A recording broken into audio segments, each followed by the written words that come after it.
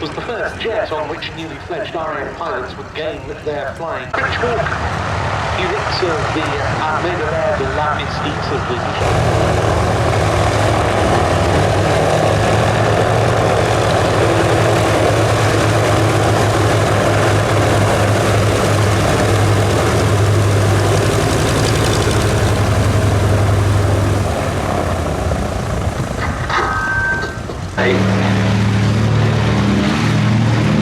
That'll be back with us as the next act. But here goes the Battle of the Atlantic pair that will be rejoining us shortly. First off, we've got the Catalina.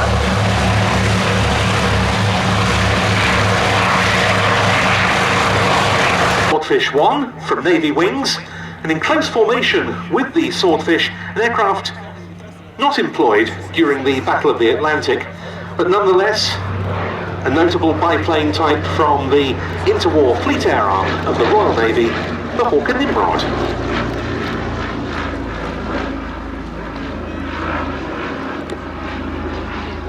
For the Atlantic to some extent, isn't it? Yes, it is, of course.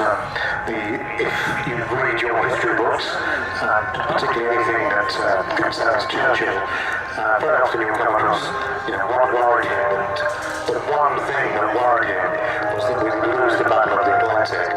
The Kriegsmarine had invested heavily in submarines that were attacking our merchant ships, and our vital lifeline across the Atlantic was at risk. And had we lost that Battle of the Atlantic, undoubtedly we would have lost the war. Simple as that. And the Catalina was one of the factors why we actually managed to win that battle. And the other factor, well, there were three factors basically. We had cracked naval aircraft were on that mission that today we call seek and destroy. They weren't only looking for where the submarines were, but they were actually tagging them. They would drop mines on them, and they were very successful in that respect too.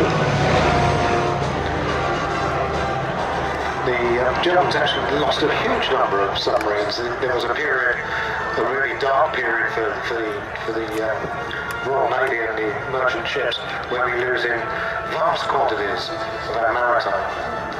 And then, as I said, we managed to crack the Lorentz code of the Kriegsmarine, the German Navy, and we had these long-range aircraft. And the combination of all those factors really did turn the tide.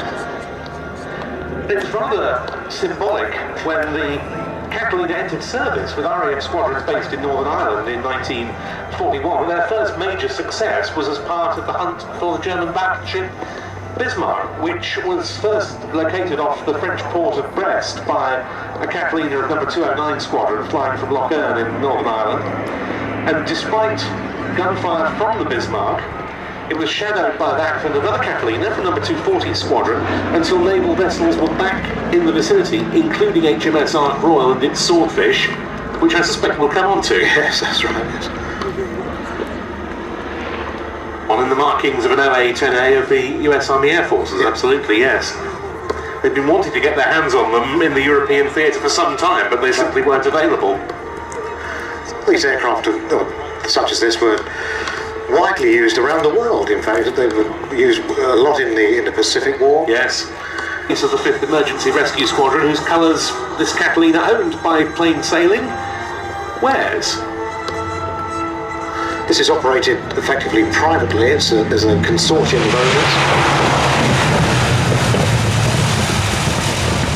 And the Catalina that we are looking at here has one or two modifications. The fuselage dome-shaped windows are oversized. That was because of plans to use this machine as a safari tourist. Indeed.